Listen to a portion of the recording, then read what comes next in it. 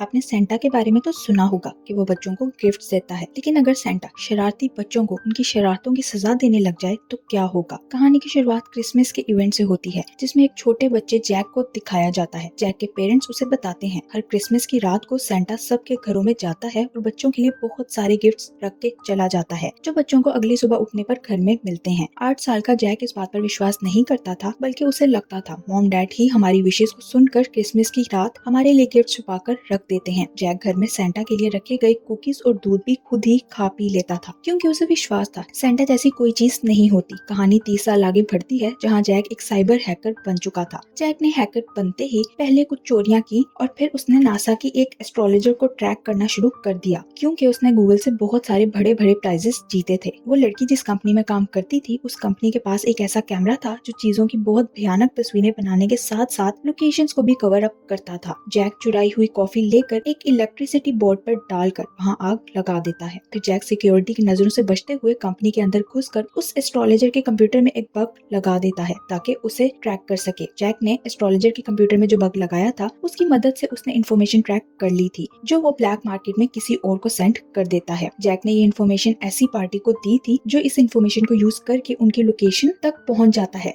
ये लोकेशन कोई और जगह नहीं बल्कि सेंटा का घर था, जिसे पब्लिक से छुपाया गया था। दूसरी तरफ सेंटा को दिखाया जाता है जो अपने बॉडीगार्ड कॉलम के साथ था। कॉलम वहां आने जाने वाली सभी लोगों पर नजर रखे हुए था। सेंटा कॉलम के साथ एक हवाई अड्डे पर जाता है, जहां चीफ कमांडर उनका पहले ही इंतजार कर रहा था। सेंटा कॉलम के साथ एक प्लेन में बैठकर एक सीक्रेट दुनिया में जाता है, जहां मुख्तलिफ तरह की जादुई क्रिएचर्स रहती थी। इन सब क्रिएचर्स को डिफरेंट काम दिए गए थे, जैसे कि गिफ्ट्स की पैकिंग करना, रिबन बांधना और किस लोकेशन पे कितने घरों में कितने गिफ्ट्स रखने हैं, ये सब काम यहाँ किए जाते थे। यहाँ आने के बाद कॉलम सेंटा को अपना रेजिग्नेशन लेटर देता है। वो सेंटा से कहता है, मैं अब बुरे लोगों से नहीं मिलना चाहता, क्योंकि मुझे हर जगह लोगों में बुराई ही नजर आती है। उसकी बात सुनकर सेंटा कहता है, हर बुरे इंसान में एक छोटा बच्चा यानी एक अच्छा इंसान भी छुपा होता है, इसलिए तुम्हें अपनी सोच को बदलने की कोशिश करना होगी। कॉलम सोचता है, मुझे सेंटा के साथ काम करते हुए 580 साल हो चुके हैं, इसलिए अब मुझे एक लंबी छुट्टी पर जाना चाहिए। तभी उसे ऊपर टावर में एक लाइट ब्लिंक करती नजर आती है, जो देखकर वो समझ जाता है कि जरूर कोई घर पर है। कॉलम वहाँ मौजूद सब लोगों से कांटेक्ट करता है और उनसे सेंटा के बारे में पूछता है, लेकिन कोई नहीं जानता था कि सेंटा कहाँ है। क्रिसमस की नाइट आने में सिर्फ 24 घंटे यानी एक दिन बचा था। कॉलम हर जगह सेंटा को ढूंढता है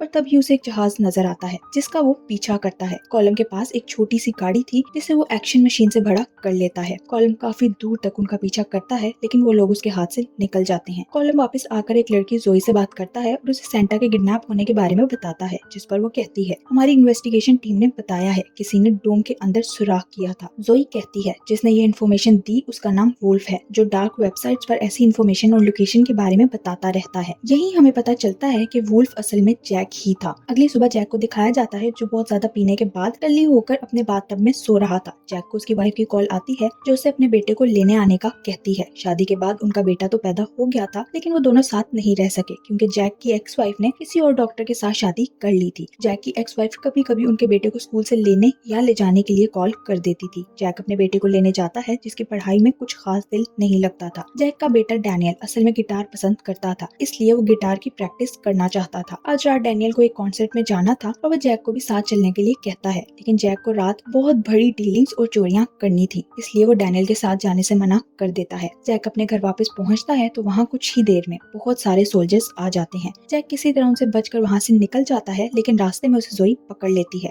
जोई उसे कहती है, क्या तुम जानते हो कल रात तुमने जिस जगह के बारे में इन्फॉर्मेशन ब्लैक मार्केट में सेल की है, वो जगह इतनी खास है कि हम हजारों साल से उसकी रक्षा कर रहे थे, लेकिन तुम्हारी उस इन्फॉर्मेशन को लीक करने की वजह से कुछ लोग सेंटा को किडनैप करके ले गए हैं। जोई उससे पूछती है, तुमने वो इन्फॉर्मेशन किससे बेची है। उसी वक्त वहाँ कॉलम भी पहुँच जाता है ताकि जैक का मुंह खुलवा सके। जैक उन्हें कहता है, हम ब्लैक मार्केट में जब भी कोई इन्फॉर्मेशन बेचते हैं तो वो कॉन्फिडेंशियल होती है, ना इन्फॉर्मेशन खरीदने वाले के बारे में कुछ पता होता है और ना ही इन्फॉर्मेशन देने वाले की कोई इन्फॉर्मेशन लीक की जाती है कि वो कौन है। जैक से सच उगलवाने के लिए कॉलम अपनी बेस्ट फ्रेंड को बुलाता है, जो जैक को बस मारने ही वाली थी। जैक उन्हें कहता है, मुझे ये तो नहीं पता कि वो लोग कौन हैं जिन्होंने सेंटा को किडनैप किया है, लेकिन जिस बैंक के थ्रू ये ट्रांजैक्शन हुई थी उस बैंक से इन्फॉर्मेशन लेकर हमें पता चल सकता है कि उन लोगों की लोकेशन क्या हो सकती है। सेंटा को देखें तो उसके पास क्रेलिया नाम की एक लड़की आती है, जो उसे बताती है, क्या तुम्हें याद है आज से कई साल पहले जब तुमने बच्चों को गिफ्ट्स देने का इरादा किया था, तब तुमने नोटी बच्चों की एक लिस्ट भी तैयार की थी। मैंने उसी वक्त सोच लिया था कि नोटी बच्चों को सजा मिलनी चाहिए। अब वो वक्त आ चुका है। इसके लिए मुझे अब तुम्हारी कुछ पावर्स की जरूरत है, इसलिए तुम यहाँ आराम करो। ग्रेलिया ने सेंटा की पावर्स अपने अंदर एब्जॉर्ब करना शुरू कर दी थी। दूसरी तरफ ग्रेलिया ने सेंटा की पावर्स को यूज करके एक जादुई गोला तैयार किया था। इस जादुई गोले को इस तरह बनाया गया था कि जब भी कोई नोटी बच्चा जो बुरा काम करता है, इस गोले को गिफ्ट समझकर खोलेगा तो हमेशा के लिए इसमें कैद हो जाएगा। जैक और कॉलम दोनों सीक्रेटली नॉर्थ पोल पर जाने के लिए एक टॉय शॉप में जाते हैं, जहाँ से कॉलम कुछ टॉयज खरीदता है। ये देखकर जैक उससे पूछता है, तुम इतने टॉयज क्यों खरीद रहे हो? जिस पर कॉलम कहता है, मेरे पास एक ऐसा एक्शन गन है जो इन सब टॉयज को जिंदा करके खड़ा कर देगा और ये हमारे काम आएंगे। फिर कॉलम अपनी एक्शन गन से एक टॉय कार को खड़ा करता है और वो लोग नॉर्थ पोल की तरफ बढ़ना शुरू करते हैं। कॉलम और जैक एक बीच पर पहुँचते हैं, जहाँ वो लोग उन लोगों से मिलने आए थे जिससे एक रात पहले जैक ने वो इन्फॉर्मेशन बेची थी। उस पर्सन का नाम टेड था, जो अपने बॉडीगार्ड्स के साथ था, जिसे देखकर कॉलम को गुस्सा आता है। कॉलम के पास ये शक्ति थी कि वो अपने जूतों की मदद से खुद को छोटा बड़ा कर सकता है। कॉलम टेड के बॉडीगार्ड्स के साथ लड़ाई करता है और उन्हें ढेर कर देता है। फिर टेड की बारी आती है तो कॉलम उससे पूछता है, तुमने वो इन्फॉर्मेशन आगे किसे बेची? टेड उसे कहता है, मैं जिससे इन्फॉर्मेशन बेची वो बहुत ही ज्यादा खतरनाक है, जिसका नाम भी नहीं ले सकते। कॉलम उसे लिख कर बताने का कहता है और टेड ऐसा ही करता है। नाम देखकर जैक ऊंची आवाज में चिल्लाता है, ग्रेलिया, ये कैसा नाम है? उधर ग्रेलिया को अपना नाम सुनाई देता है तो वो उनसे लड़ने के लिए अपने 3 योद्धा भेज देती है। ये योद्धा एक आइसक्रीम वैन में आए थे। जैसे वो योद्धा वैन से बाहर निकलते हैं तो हमें पता चलता है ये योद्धा असल में बर्फीले योद्धा थे, जिनके पास अपने अलग अलग बर्फीले हथियार थे। अब यहाँ उन लोगों के बीच लड़ाई होने लगती है तो कैलम उन्हें धूल चटाने की कोशिश करता है, लेकिन जैक, जिसे चोरियां और हैकिंग करने के अलावा कुछ नहीं आता था, उनसे डरकर इधर उधर भागने लगता है। इन बर्फीले योद्धा की नाक पर गाजर जैसा कुछ लगा हुआ था, जिसे निकालते ही ये ढेर हो जाते थे।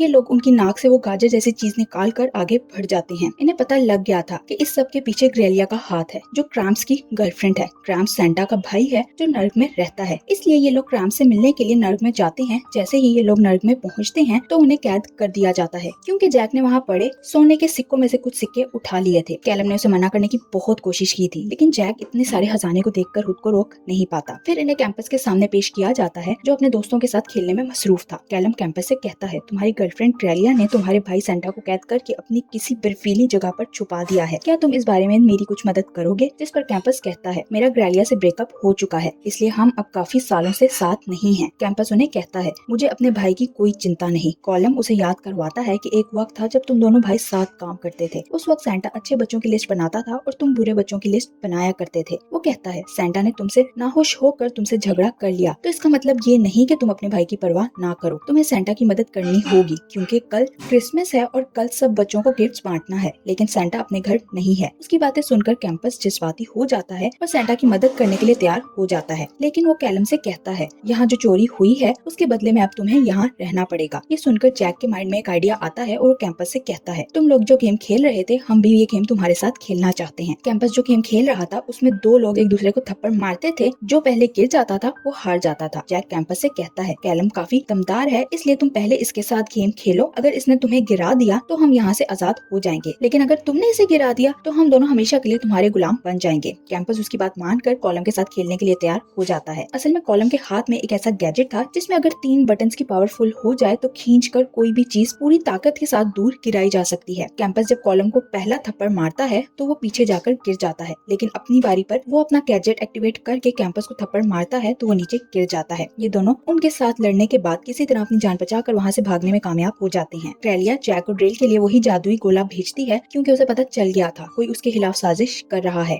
इसलिए वो अपने दुश्मनों को खुला नहीं छोड़ सकती थी। कॉलम और जैक को रास्ते में एक गिटार बॉक्स में जादुई गोला पड़ा मिलता है और उसी वक्त जैक और डैनियल की कॉल आती है। उसके हाथ में वही जादुई गोला था। वो जैक से कहता है, आपने कॉन्सर्ट में आने के लिए कहा था, लेकिन आप नहीं आए और अब मुझे खुश करने के लिए ये किस तरह का गिफ्ट भेजा है। डैनियल उसे गोले को जैसे ही खोलता है तो उसमें कैद हो जाता है, क्योंकि ग्रेलिया ने उसे पहले ही सेट करके भेजा था। जैक अपने बेटे को बचाने के लिए उस जादुई गोले को टच करके वर्ल्ड स्टेशन में पहुंच जाता है, जो असल में सेंटा का ही था। ग्रेलिया ने सेंटा को वहीं छुपा कर रखा था और अब वो सेंटा की पावर्स की मदद से सारे जादुई गोले बनाने वाली थी। ग्रेलिया उन जादुई गोलों को उन बुरे बच्चों तक पहुंचाना चाहती थी जिनको उसके ख्याल में सजा मिलनी चाहिए। कॉलम उस वर्क स्टेशन के पीछे जाता है जहाँ उसे डैनियल और जैक मिलते हैं। दूसरी तरफ ग्रेलिया ने गोले तैयार कर लिए थे, इसलिए वो सेंटा को उसकी गाड़ी में बिठाकर उसी से ये जादुई गोले बंटवाना चाहती थी। कॉलम और जैक मिलकर ग्रेलिया ग्रेलिया की टीम का मुकाबला करने लगते हैं। उसी वक्त क्रैम्स वहाँ उसकी मदद के लिए आ जाता है, लेकिन ग्रेलिया उसे एक ही झटके में साइड पर गिरा देती है। वो लोग ग्रेलिया का मुकाबला नहीं कर पा रहे थे और तभी सेंटा की आंख खुल जाती है। सेंटा कुछ मैजिकल वर्ड्स पढ़कर रेंडियर्स को वापस बुला लेता है। अब वही रेंडियर्स जो ग्रेलिया के साथ थे उस पर हमला कर देते हैं। आज क्रिसमस की रात थी, इसलिए सेंटा बच्चों में गिफ्ट्स बांटने के लिए जैक और डैनियल को भेज देता है। सेंटा हजारों बच्चों के घरों में चोरी चोरी घुसकर वहाँ गिफ्ट्स रख के आता है। अगली सुबह जब बच्चे उठते हैं तो उन्हें वहाँ गिफ्ट्स देखकर बहुत खुशी होती है। आखिरी सीन में कॉलम को दिखाया जाता है जो जैक और डैनियल के साथ बैठा था। डैनियल को देखकर कॉलम को अपने बचपन की याद आ जाती है। कॉलम जिसे इंसानों में सिर्फ नफरत और गुस्सा नजर आता था, लेकिन अंदर का बच्चा नजर नहीं आता था। डैनियल को देखकर उसका मन बदलने लगता है और ये देखकर सेंटा उससे पूछता है, क्या तुम जॉब पर वापस आना चाहते हो, क्योंकि वो रिजाइन दे चुका था। उसकी बात सुनकर कॉलम उसे हाँ कहता है और कहता है, मैं हमेशा तुम्हारे साथ था और अब तुम्हारे साथ ही रहूंगा। सेंटा उसकी बात सुनकर खुश हो जाता है और यही इस मूवी की एंडिंग भी हो जाती है। Thank you for watching.